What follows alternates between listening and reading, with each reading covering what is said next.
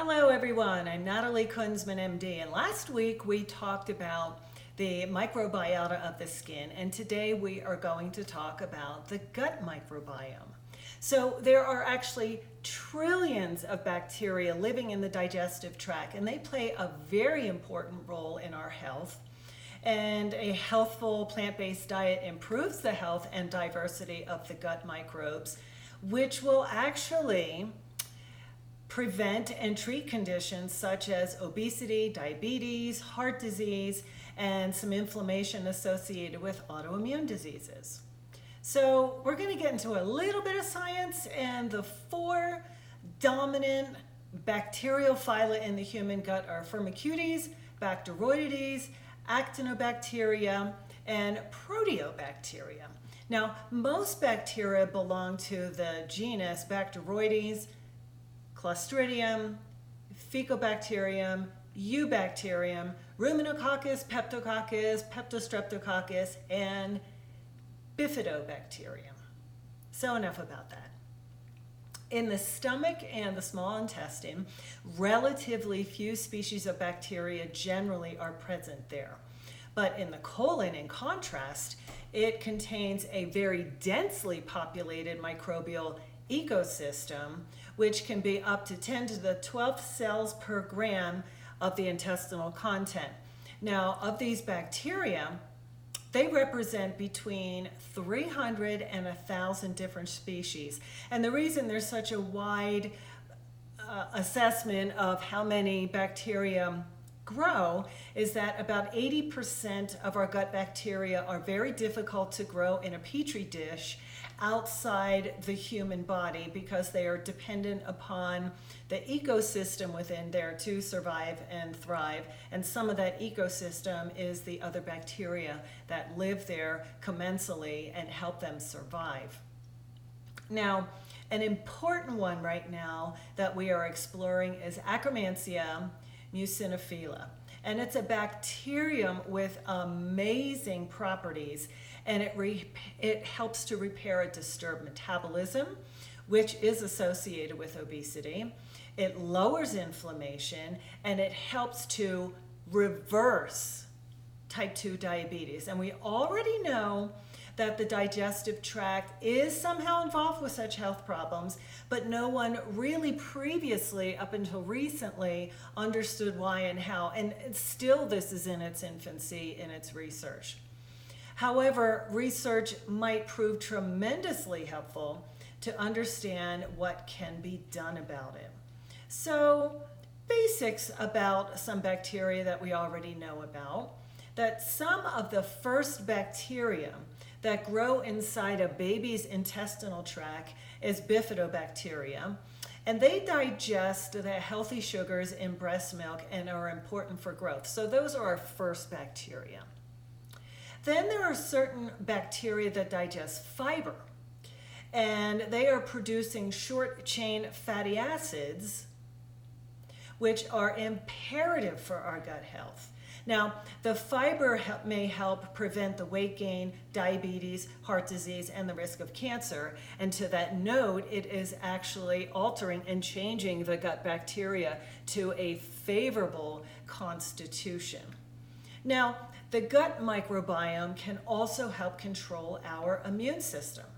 And it works by communicating with immune cells, and the gut microbiome controls how our body responds to infection.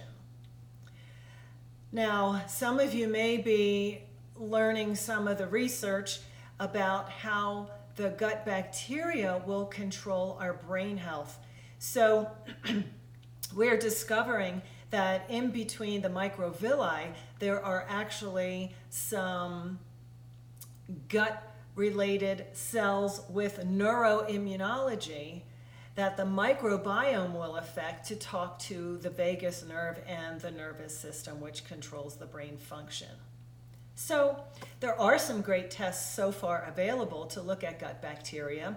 And who will I decide to use these on? Well, people with gut issues that are not resolving with traditional therapies and scopes and traditional evaluations And GI issues that are just elusive, I will use a gut-related bacterial kit to analyze the stool.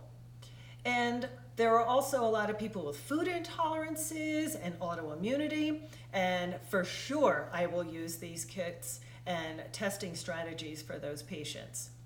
Now, I am starting to use it a lot more for those patients with, again, elusive neurologic and psychological disorders that are not responding to some of the traditional modalities, or for those people who are not interested in traditional modalities and we want to get down to the core etiology of what is triggering those conditions. Certainly, I will use this in people that have had a lot of antibiotic use, people who are feeling stressed, people with skin conditions that are just not healing or getting worse. And then let's say we get some of these kits analyzed, and then what can be done about improving our gut microbiome?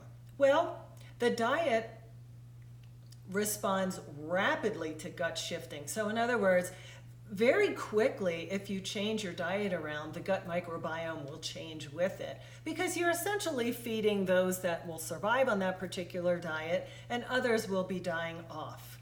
And again, inside the colon, the bacteria are either free floating and come out in the stool, or they are attached to the side linings where those microvilli are. And we would really prefer to have a very diverse population of bacteria.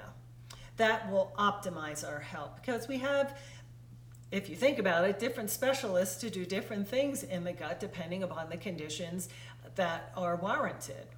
Now, unfortunately, the standard American diet is not doing our microbiome any favors.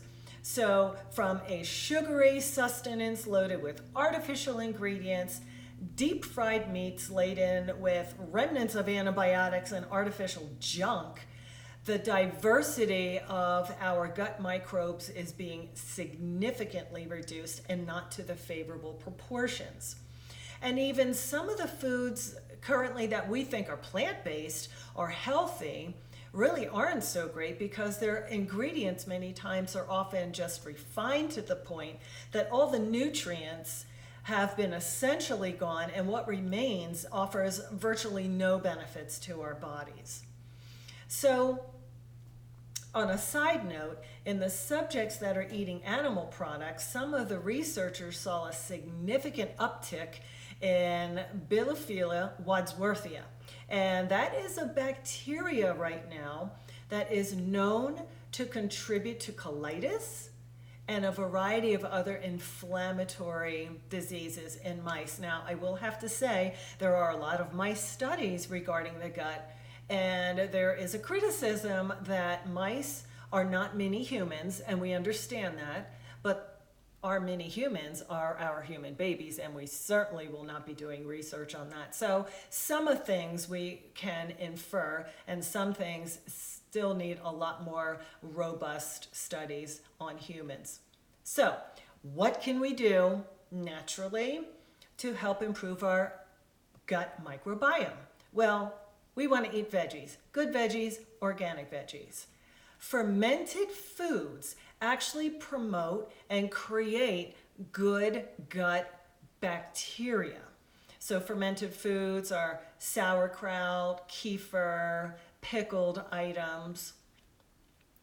We also would like to cut down on stress. We found that stress will adversely affect the gut microbiome, so we would like to reduce stress. Mandatory that we cut down on artificial sweeteners. We would like to breastfeed our infants at least up to 6 months. We should eat some polyphenols, and polyphenols are found in wine, which is coming from the grape skin, olives, nuts, green tea, cocoa. And then There are foods that we can eat which are very rich in prebiotics, and those prebiotics wind up being food for the very good gut bacteria. And prebiotics are chicory, dandelion, jicama, Jerusalem artichoke, garlic and onion, leeks and bananas, and a few other things too. Now, on a brief topic of taking in probiotics. Well, probiotics are those exact gut-friendly bacteria that can help support and replenish the gut microbiome.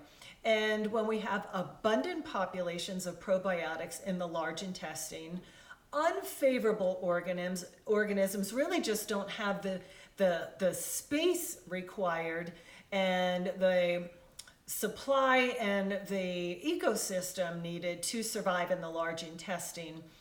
And we can supplement with a variety of probiotic strains, and what you are looking for is a probiotic that has a large diversity.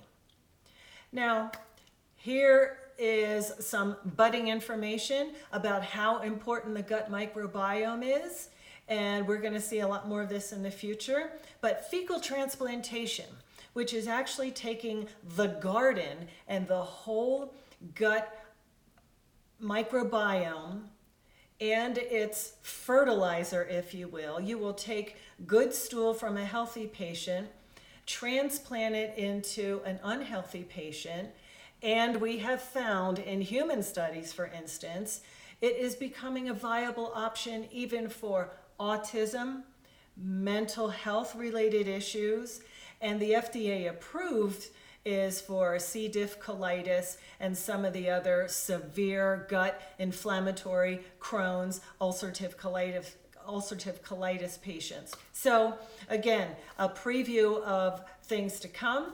I will welcome any questions. Please subscribe to my channel below. And until we meet again, be well.